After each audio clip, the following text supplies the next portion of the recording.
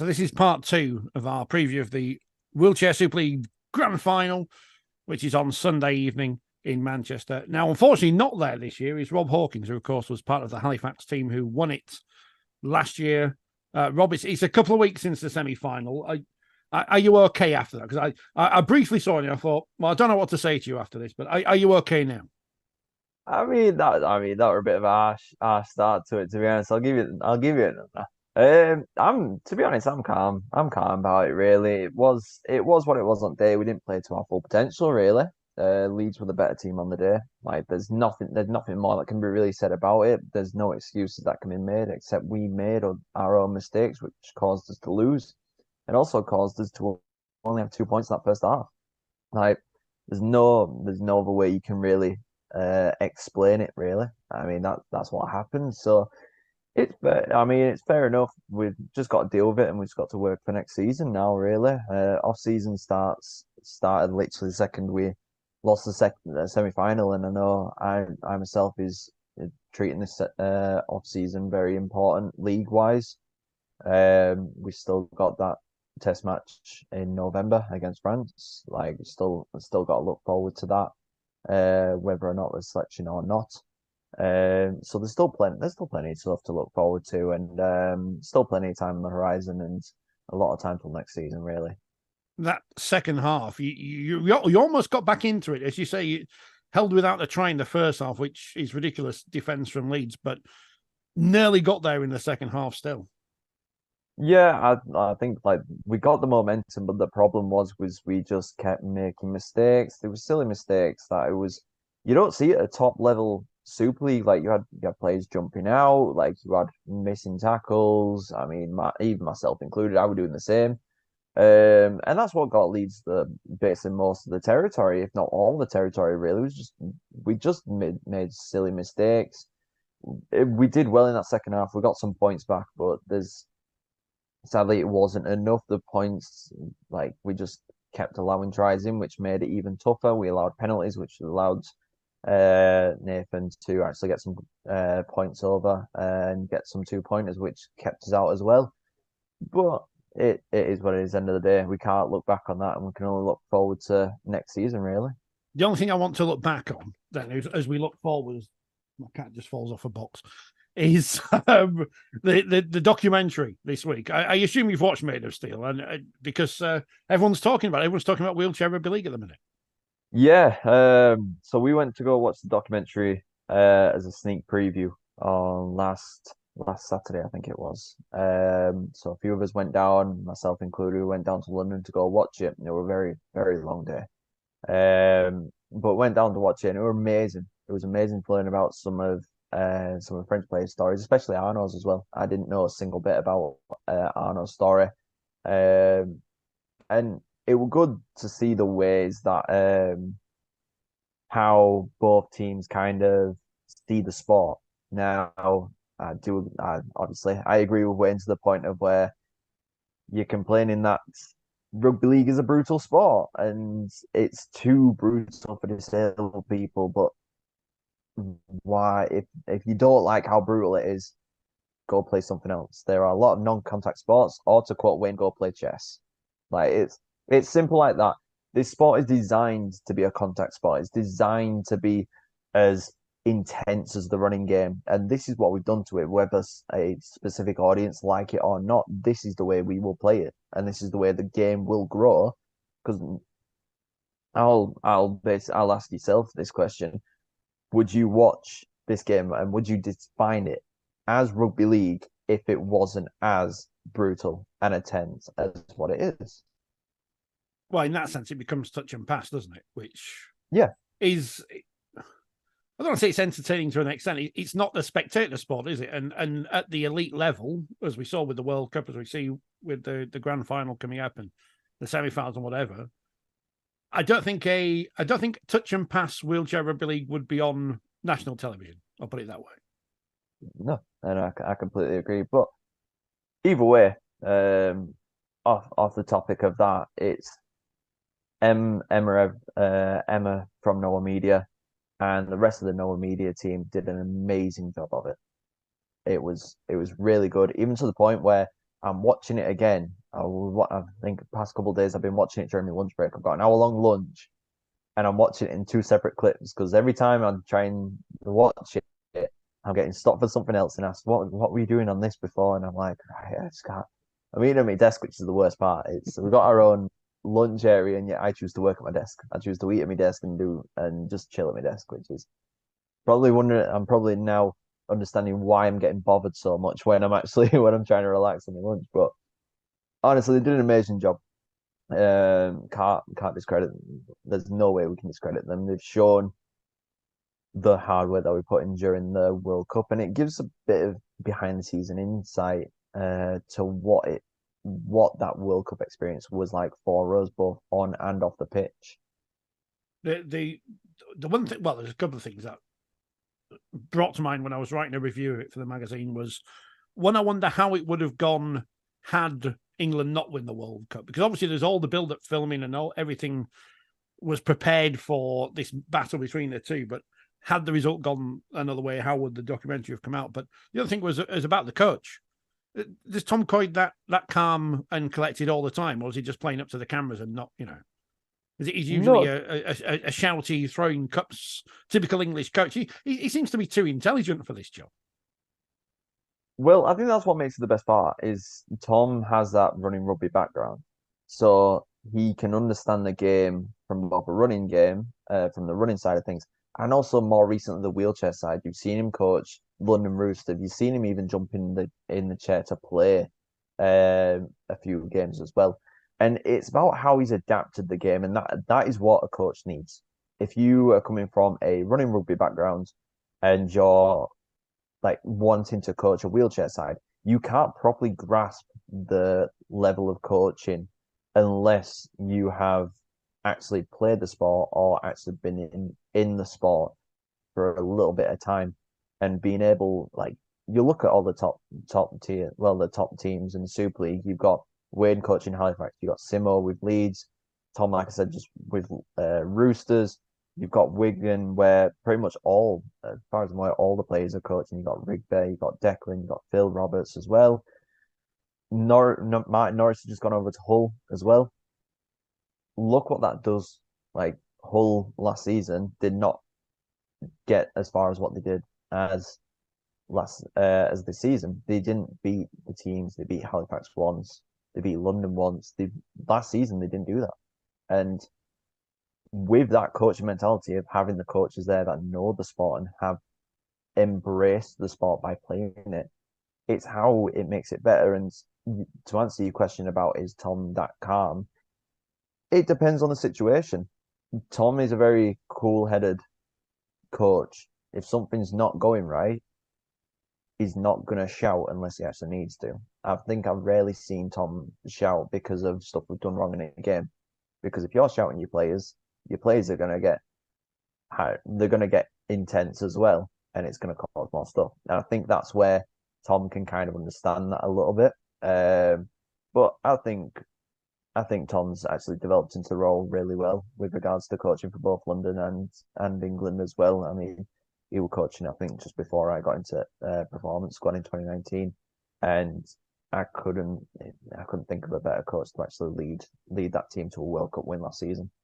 And you've got this big game, England against France, the rematch at the First Direct Arena in Leeds. That's going to be some atmosphere because everyone who's seen the documentary or saw the game on TV last year and thought, I want to be part of this.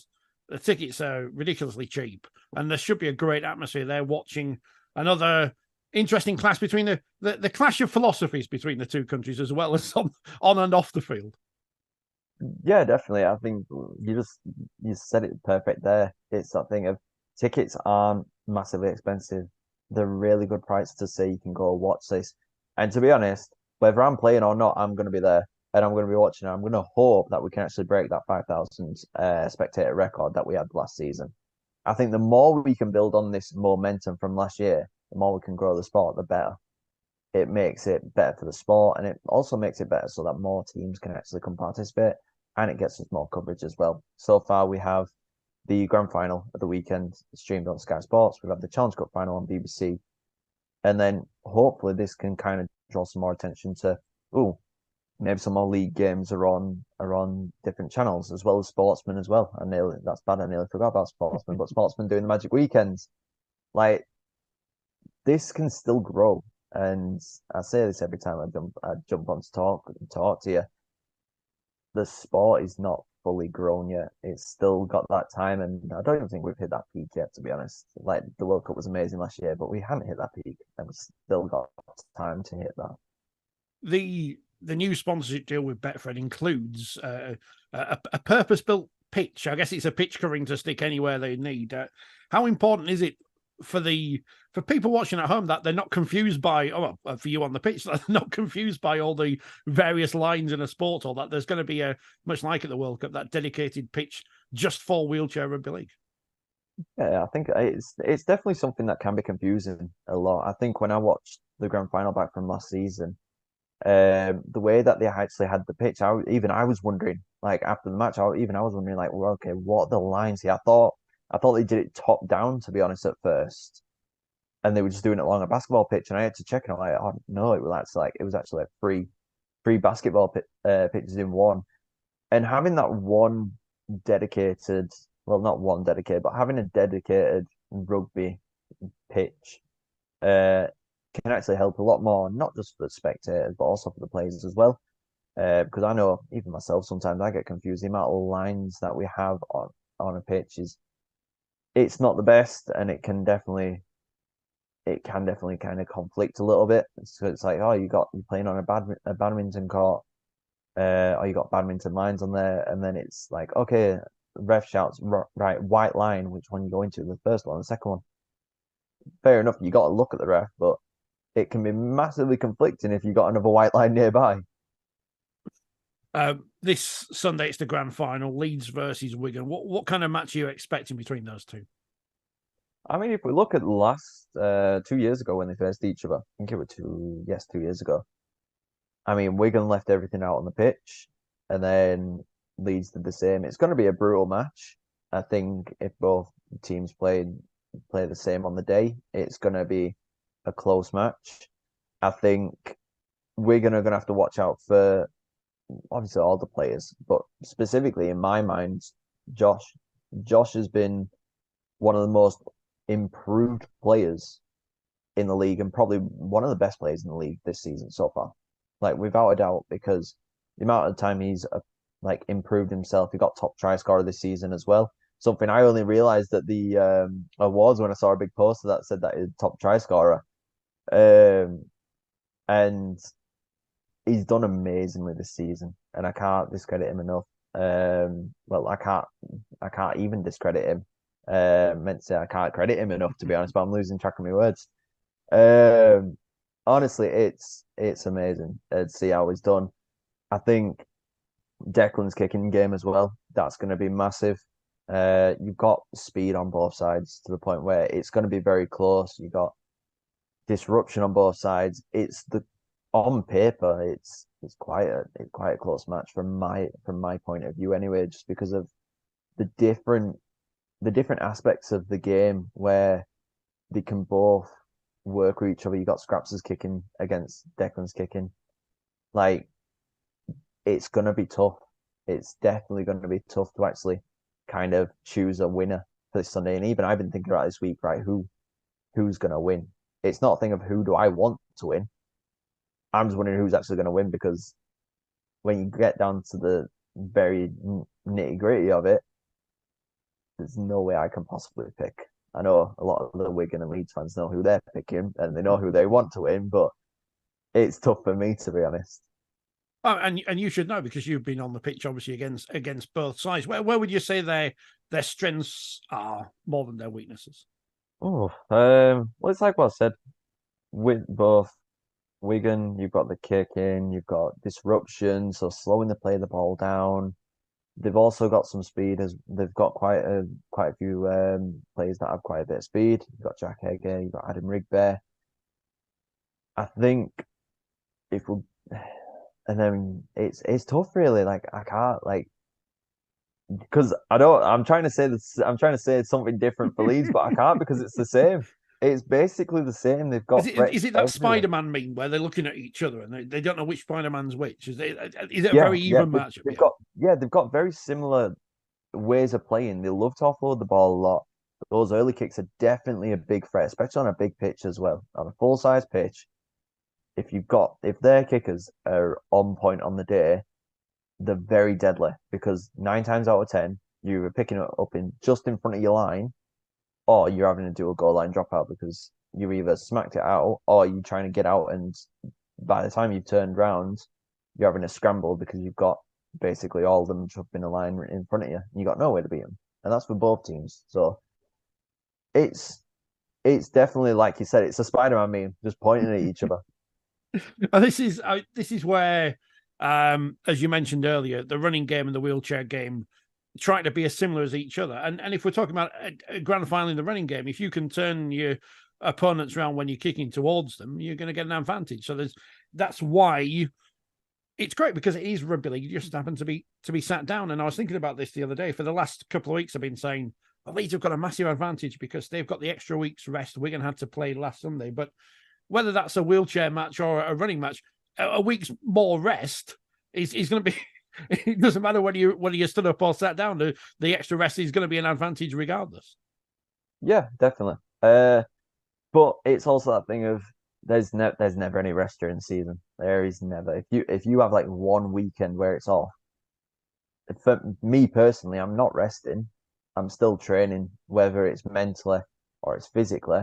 I'm still training throughout that week. There is never a rest period when it comes to the wheelchair game. For players like myself, I'm constantly training. You want to make yourself better. You want to be better than everyone else, and you want to lead your team to a grand final victory, a European Championship victory. And that's what could possibly look for the winner of this weekend. We can still look into that quite a bit. We saw Halifax and Catalan this weekend. The winner of this, and I'm just stating for a fact, not confirmed, I'm saying it just as a possibility. Um, there is a possibility by end of this weekend, the winner of the wheelchair grand final may go to face a winner of the French league. Now, like I said, it's not confirmed. It could completely flip over. If it doesn't happen, so far Halifax are the only English team to ever win it, and I will happily take that any day of the week. However, there's still that possibility, like I said. So there's never any rest. You've got to plan for every little thing. And yes, I agree with you. Leeds have had that bigger rest, but that's going to show whether have they stayed active throughout the week, which I think that they have, or have they gone a little bit complacent, thinking, right, we've got a week off, let's relax, and then we'll go again next week. I don't think they've done that. Leeds are a very top tier team. They're very serious about the game. All the players are. Wigan, I mean, they've come up with a big game. They know who they're facing. They know who they're facing on Sunday. They know the players that they need to watch out for, and they know the threats that are available. And I think whoever recognizes that earlier and learns to adapt and basically use it to their strength will come out on top on Sunday. The European Championship. Now you've mentioned it, and I don't think the wheelchair game is the only variant that may look into that for next year. But I can't really say much more about that because I don't know for sure. But what happened there? I was working, so I had to surreptitiously have it on a stream on a different computer while I was trying to do my actual job, and it finished, and I thought, oh, it's going to go to Golden Point, but you didn't go to Golden Point. You drew. Your co-European champions. You shared the trophy. What was that all about? Yep. So we didn't know about that until the end. um, but the RFL and the referees made the decision on the day to basically just say, right, we've had an amazing first start. We're going to end it there. We didn't argue. I know we had a couple of our players from Halifax say, well, why didn't Wayne kick it at the end? And it's like, well, why would you kick it? Nico, Gilles, Arno, any of those players, like retrieving that ball and then pushing them all the way back down the pitch. That wouldn't look good where we just threw it just to kick the ball down to try and have a 1 in 10 chance to actually get actually retrieve the kick and get a try from it. It's not worth it. We didn't know whether we were going extra point, we'll go golden point, so we just played it safe and it went to golden point. Were I hoping on the day to go to Golden Point? Yes, but I'm not disappointed that we didn't because that's the best outcome, not just for the sport, but for both teams. We both deserved to win it that day. We both pushed our hearts out, and we even celebrated together after the game as well, which is what's special about it. Well, that's what we saw on the documentary, wasn't it? You can be friends afterwards, but not during the 80 minutes. Not then. No. Especially not Seb after what he said about being called French. He wasn't very happy. Is he annoying to be around, by the way? Because sometimes I watch him on telly and I think he must be someone you want to deal with in small doses. Obviously a great player, but Honestly, I love Seb to bits. He likes being in the limelight a lot, and when I say that, he doesn't like missing a conversation. But if you're having a conversation somewhere else, trust me when I say Seb is somewhere behind you, trying to catch up and see what that conversation is about. Honestly, I love him to bits. He's hilarious. What I say is too much sometimes definitely too much, but is honestly is a great player to be around. we'll blame the French influence on him, and it's going to be great because it's obviously a natural rivalry, England versus France internationally, but also at the club level as well, with Catalans being in the Challenge Cup for the last couple of years, and a European Championship, which again is something you can sell to people outside of the bubble because they already know what that kind of means. Yeah, I think like the way I looked at it when we first heard of like little rumors at the start of the season, they were never like there was never nothing confirmed back then. The little rumors we heard, what sounded to me, it was just the World Club Challenge, this wheelchair version. But the RFL wanted to go along the lines of a European Cup Championship. I myself still look at it as a World Club Challenge. We may not be going to Australia, but you got two of the best teams, basically two best leagues going up against each other. Nothing more you can say about that. Just call yourself the unofficial world champions. Everyone calls themselves whatever they want. Well, half world champions, I guess. Yeah. Well, World Cup and World Club champions. There you go. Just stick that on your CV. It'll be fine. That's going to bio straight after this call. I mean, we've got no power. We can't officially say this, but Lewis King won the wheel. Wheel. What do you think of the name, by the way? Wheel of Steel. You a fan of the name? It's a great fit. We can't do Man of Steel. We can't do Woman of Steel. Why not do Wheels of Steel? The only other thing you can do is probably prosthetic of steel or something like something else. But then it's that thing of okay, what if they don't have that specific thing? I think Wheels of Steel is the best name they could have thought of, hands down best name because it doesn't aim towards a specific group. It doesn't like for instance, like I just said, prosthetic of steel. Like it doesn't aim towards like amputees, and it just shows the sport. Like it basically just describes sport straight away. Wheel of Steel. We did get lucky that Mr. Bashara's golden boot would fit on his foot, so that if he could put a foot in it because there's no room for it. But we did get lucky in that. Yeah, there is. I mean, it's. I think what we laughed at more was the way Steb's name was pronounced. I can't remember how they pronounced it.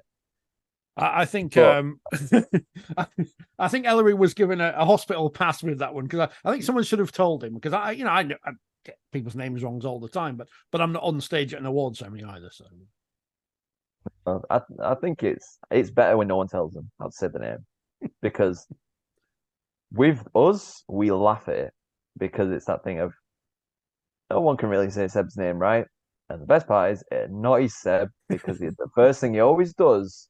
He will always try to correct it. At some point, he will try and do it. Not always, but a lot of the time, he will try to correct it. But back onto Lewis winning it. I think Lewis has done very well this season. He's done very well this season. Very consistent as a player. And I'm glad I went making that decision because honestly, that was a tough decision. You got Seb, you got Joe, Lewis, and Josh. like I stated earlier, Josh has improved massively this season. Played the best I've probably seen him this season. Lewis has played really well as well, and you've got Joe and Seb as well playing as consistently as well. They, that is a very tough vote. It's not an easy one to choose. You've got four amazing players there, with all of them being leaders in their own way. And I would have hated to be that person who had to do that, whether that was a tiebreaker or to deal with just the voting in general. I couldn't have done it. Did you enjoy? I'm told you were there on Tuesday. Did you enjoy yourselves? That's the main thing. Honestly, it were amazing. It was honestly amazing because we got to feel like we were part of the Betfred Super League, which is what we are. But we never. This was the first time where we had actually been introduced into an award ceremony or an event that is hosted alongside the men, the women, Championship and League One teams and the league. And it was amazing to go to. Halifax, we shared a table with the London players, with some of the London players since they couldn't all come up. So it was amazing, really. We all got to have a nice laugh like we always do, and we got to enjoy the night together and had a few laughs as well. We're built up to the big question. Here it comes. Sunday afternoon, who's going to be lifting the trophy? Or you can go for a draw if you want. I mean, they could share it. You could be the flag bearers for that. I checked that my Wi-Fi went. Then I don't know if it was mine or if it was yours. I don't know if that was perfect timing or what. Sadly, because it's a new trophy, I don't think it's as simple as splitting it in half. Especially since I don't want to be contacting Fred from Betfred to say, can we get some more funding to get a new trophy? Because if someone chopped it in half. No. I can't answer. I simply can't. And it's same reasons as what I stated earlier. It's too close. And it's about who turns up on the day. I wish best of luck to both teams. But I'm definitely wanting to come back for that trophy next year. That's where I'll leave it. Far too diplomatic. Well, who's going to win between England and France then? I mean, that should be easy one to answer. Yeah, it's going to be England all day long. I think if I would have chose France, that's going to be it's going to be a very controversial one. No, England all day of the week, and it's going to be good to either watch live there or play live in front of hopefully a few thousand people. Well, hopefully some of our listeners and viewers will be there. I'm sure they will be, especially with being in Leeds on a Sunday afternoon. Nothing else to do on Bonfire Day. Get to see some real fireworks on the pitch because it as you keep saying, brutal is the word. I remember my wife said violent, and I said you can't say violent. We're going to dial back a bit. It was that semi-final was the first game she'd seen live, and she was impressed. She was impressed. Yeah. I think she wants to play now, which is concerning for me more than anything else. But she was jumping in there as well. Just jumped in. Everyone. I had my go, and James Simpson said I wasn't very good, so obviously I'm cheering on Wigan on Sunday. Rob, thank you very much for your time. Enjoy. I was going to say the off season, but you haven't got an off season because you've got the England game potentially, and you don't rest. So enjoy whatever you're doing when you're not able to rest. Yeah. It's a very, I don't even know what I even do when I'm resting, to be honest. It's either physio or it's just watching games back. Simple as that. Well, hopefully you're playing. If not, we'll see you at the First Direct Arena in Leeds regardless. And thanks for joining us. Nope, not a problem at all. Thank you for inviting me as always.